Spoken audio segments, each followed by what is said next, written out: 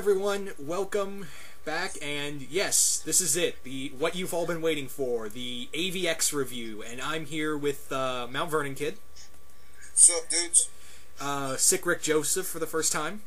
How's it going, guys? And Mr. W. Mario. Hope I said that name right. Yeah, I just came up with that name for no reason. I don't know why. I'll probably end up changing it or something. I don't know, but yes, that is me. We're here to talk about AVX. If there were a few people that are supposed to join, but if they show up later, while we're still doing the review, we'll let them in.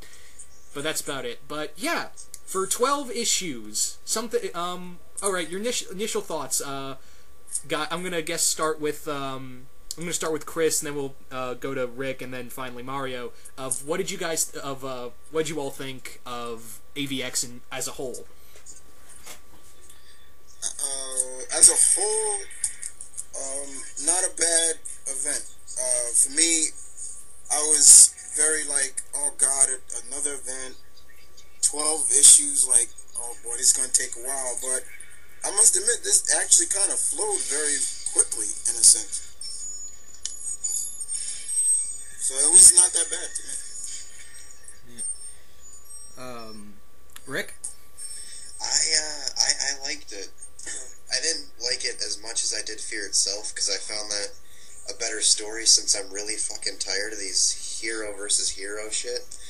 But, I actually reread it now that all 12 issues came out, and I'm surprised how quickly it reads when it's all together, instead of every 2 weeks, or every 4 weeks, when they decided they wanted to space it out with the last 2 issues. And, all in all, it wasn't a bad story. I felt you got a good enough view from both sides to see where they're coming from, and it really set up for what's coming in the future. I give it a 5. So Mario, what do you think? As everybody goes, as an event goes, it was solid. It was good. Definitely not the worst Marvel event, which is great, but that bar is kind of low. But it was satisfying. It did what it had to do, and now we move on from here. But definitely an okay event. Yeah. You see, with me, I walked away. I gotta agree with you guys. I didn't have my high expectations for this event because I was so jaded after Fear itself. But after reading it, reading all 12 issues, I was like, okay, yes, there were some points where I was like, oh, this is just really just not fun. And other times there's just some really good action and some really good writing, but that ending just felt so quick and so predictable for me. Not to say that I hated it on a whole. There were some generally cool things about AVX that I liked, but I feel like this could have tackled a lot more issues, like, because the first issue really had some really cool setup, and the first few issues did have cool setup, but then from going from superhero versus superhero, it went from, oh, the Phoenix Five, they're the bad, it's official now, Scott's team is the bad guys, Avengers all the way, but yeah, I liked it. I walked away thinking this was a lot better than Fear itself, and a past few other events that I've been kind of like, screw it. So yeah, I think this has probably been one of the better events of Marvel in the past few years. The last event that I truly did like was World War Hulk. Yeah, I like that too. The conclusion was a little bit like, I don't know where they were gonna go with it. But man, all the way leading up to it, and the entire thing was really cool. And was it a little anticlimactic? I wouldn't. A little, like, I guess he had to be beat, but no, I really liked that arc. That was really cool. Just came in, took over. That was badass. Imprison the Illuminati. That was just cool. I really liked that event. That was really good. Yeah. For the majority of the issue, the first issue, pretty much, it did have a good point of, like, Cyclops made a very good point to Captain America. Like, he basically told him, where were you when we were hunted like dogs after, what happened at House of M, during House of M, where were you when Utopia was under siege from Norman Osborn? where were the hell, not just you, where were all the Avengers?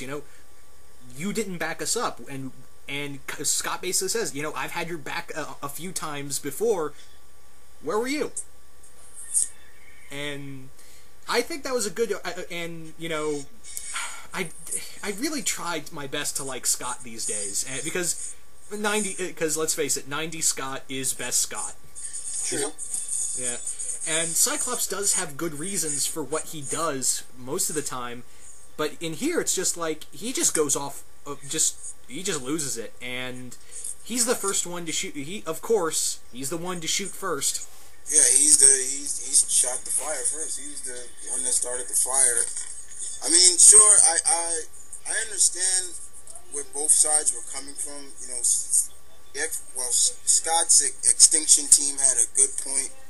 Cap had a good point, but the thing about it was, you looked at Cap, was like, he already had the Avengers already on the island, like just waiting, like, okay, you shot first, now we're gonna attack, and it kind of gave a sense like, you could have talked a little bit more about this, other than just going right to war. I know Scott's Cap's a soldier at best, and he tries his best to try to lead a more diplomatic life. But sometimes, that old soldier mentality comes into effect. Yeah. And it made you right there question that, yeah, it was true. Like, Scott's side was gonna be the bad guys, and then that's where you started to wonder. Where for me, it started to wonder, how long will Wolverine's side really stay neutral in the fight, before we start seeing people turning sides, and we saw that. We saw Bobby leave, and Rachel leave, and Angel, Warren leave, and people like that, until they started to realize, like, look, you know what? They've gone off the deep end. We were sorry. We should have stayed, on your side. But Wolverine was not like, you get off the team, don't ever come back to the school again. No, he was like, I remember the line where he told Bobby, he was like, look, I'm not Cyclops. I didn't ask you to come here because of anything like that. But, I'm here, I want you guys here. And that made a sense of showing that you saw the total difference in terms of leadership now with Cyclops and leadership with Wolverine. It's like, he wants the individuals that are with him, but on their own free will, not because they have some kind of, they need to be there because of, well, it's my choice. It's not my choice, but it in a sense, it is their choice. Yeah. And I think you all can agree, is that this was a big taxing thing for I think the three biggest characters that took the biggest hit for AVX were Logan, Wanda, and Hope. Yeah, I'll definitely say that. They always said that the was going to focus, since issue 0, the focus was going to be on Wanda and Hope.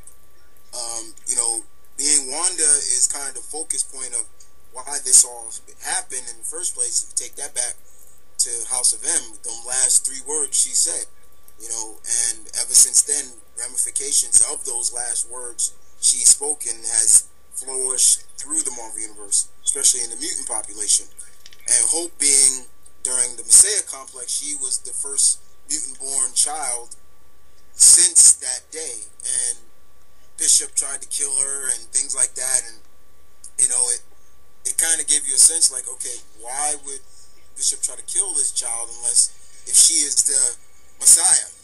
This is supposed to be the person that's going to bring hope back to the mutant population. Yeah. And so it did kind of showcase that, and of course Wolverine, showcasing you like, look, I've been through this.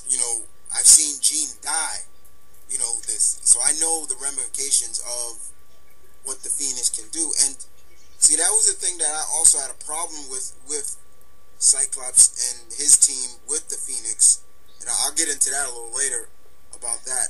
But yeah, that was pretty much it. Yeah. Rick, Mario, what are you guys' thoughts as well on that? Sorry, I was listening to Chris. Mario, you can go. Well, I look at AVX a little differently. I guess I wanted to save this question for a little later, but I'll also ask it now. And I'll just say my opinion first. It's like, how are you going to remember this, event? What would you get from this event? And one of the things I'm going to get from it is this was definitely the fall of Scott Summers. For me, it was, at least. Just, where if you've been following the X-Men books, which I have for years, it's been some of the strongest books all the way through, and even during AVX, you could see the justification for him, and you could kind of take his side, like, we're becoming extinct here, I'm fighting for our lives, what's going on, he was the first to sponsor X-Force, that was his idea, like, here, I'm gonna send a mercenary group out there to kill people, that's crazy, he became kind of militant, but it was forced, so you see this natural progression, and finally AVX is like the crescendo, the holy shit, you went too far, and he kind of goes off his rocker even towards the end, because he kind of justifies his reason. He's like, you know what, it was worth it. I'll pay for what I did, but New Mutants are being born. It was worth it. If you read the tie-in with the Uncanny X-Men, where it's the tie-in to the last issue of AVX, he's freaking kind of crazy. He's like ecstatic. I don't want to say ecstatic, but there's this awesome scene at the end where he holds up his arms, and then X sign, like, yes, I did it. New Mutants are being born. Not to mention, he said he would do all this again. Absolutely, yeah. He would do it again. I killed Professor. I said a lot of things to, I did a lot of things, but totally worth it. Totally worth it. So it's interesting, his position. Somebody could take his side still, I guess. You could kind of frame it in the way where it's like, okay, well, you know what? In a way, he did win because he got what he wanted. He got more mutants being born. He took the biggest hit to me, character-wise, because it's going to be hard for him to still like him. I guess some still do, but I feel he's more interesting. But likability, it's going to take a long time, if ever, he'll be able to redeem himself. But definitely, he's definitely the character to me that took the hardest hit from this entire series. Yeah, and good point. I should have mentioned Cyclops as well. You are right. He does have that. He did make some good points, but he's lost it. And the point is, like, at the end of issue 12, there is that good point of when he's talking to Steve, and Steve basically tells him when Cyclops says, this was worth it after all, and Steve cuts him off like, don't you dare call this a victory. You have literally scarred the Earth forever. I got the issue right here if you want me to quote it quick. No, it's fine. Alrighty. But thank you, though. But yeah, he has literally destroyed lives. I mean, there are some points, like some mutants are back to square one, They're like in the X-Men comics. It was currently before AVX. It was kind of like mutants. A lot of people were like, mutants. They're all on one island. Why should we care? Just nuke it and be done with it. Or just leave them alone. They ain't bothering us. But then after this, it's like it's back to square one, and I think it really was, like you said, because of the fact that when they left the East Coast and moved to the West Coast, San Francisco was open arms to them. The mayor sponsored them and everything. It was like, yeah, you guys can stay here as long as you want. Yada, and then they made the Utopia was a part of Asteroid M. It was actually, and from there, like you said, they were like almost showcased as being like, please, like the Avengers. Like, everybody, the Avengers can't do no wrong, we'll always back the Avengers up.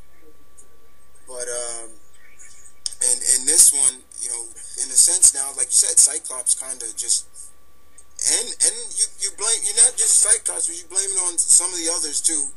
They scarred it now for for the mutants pretty much. Yeah. And yeah, I don't think Cyclops had the best influences between, Juggernautus and Magneto and Namor and Emma. Yeah. And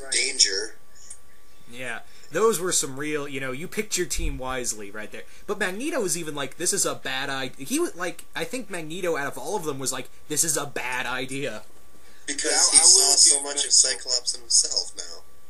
Yeah, definitely Magneto was very surprising, because you would figure this is something this is Magneto. Magneto's always been about, power to the mutants. We're the better man now. We're the next dominant species.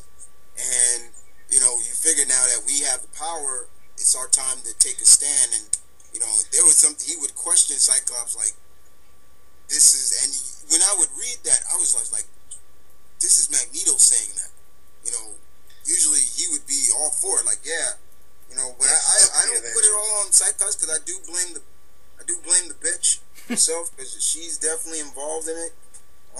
She definitely really took it to a whole new level. I remember, I think it was issue 10 or 11, where she had them bowing at her feet, and I just looked at Emma like, you bitch, like, look at you, like, yeah, this is something that you've always wanted.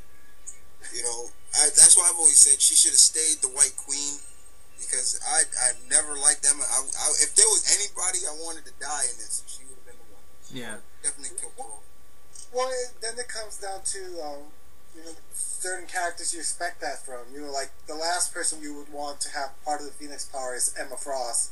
That's definitely, if it made Jean go dark, what do you think this chick is gonna do with it? I don't want Emma with that. Well, this isn't the first time Emma's been possessed by the Phoenix Force. Right. Yeah. I gotta say, I think the person I would least want to be possessed by the Phoenix Force is Magic. She was already unstable enough without having all this fucking power. True. Yeah, Magic was one that I was really, like, I mean, the girl got kidnapped and spent most of her life in limbo. Then she comes back, and she flipped her lid, and she tries to balance between that, and then she gets this power, and then it's like, I mean, look what she did to Rogue. Once she found that Rogue was like siding with it, she's like, okay, I'm gonna send you another world, and that's what she did. She sent it to another world. Yeah. Well, yeah, and what about Namor? All he needed was this power, and he fucking demolished Wakanda. Right. I like it took Namor. all the Avengers just to stop him. Yeah, Mario, what were you gonna say? No, I like Namor. He's a badass, but definitely he's a egomaniac. I wouldn't want him possessed by the Phoenix Force. Absolutely not. Just as it is, he's already powerful and strong, and the last thing you want is for a guy like that to be possessed by them. So it's interesting that the Phoenix Force was possessed by the least people you would want them possessed by. It was crazy. Yeah. That was kind of the thing. Like the five of them. Like when I saw who the five that got possessed by the Phoenix Force, I was like, this is going to get very bad. And all of them, like, it was kind of like with Colossus. He was, I think it said in like one of the tie-ins that the power of Sidorak's influence kind of left him after the Phoenix Force.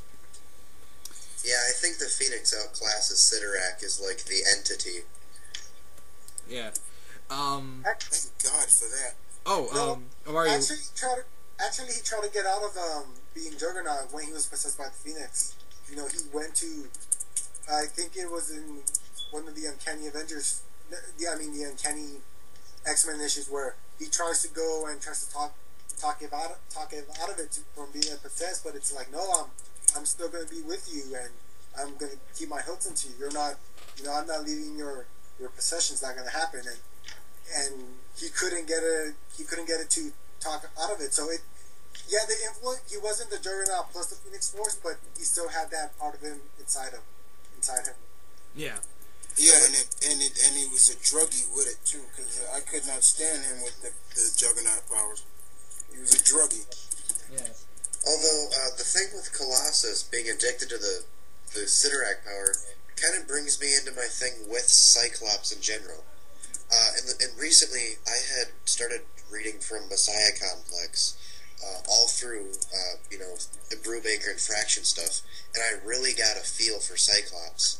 And I wanted to say this a little bit ago.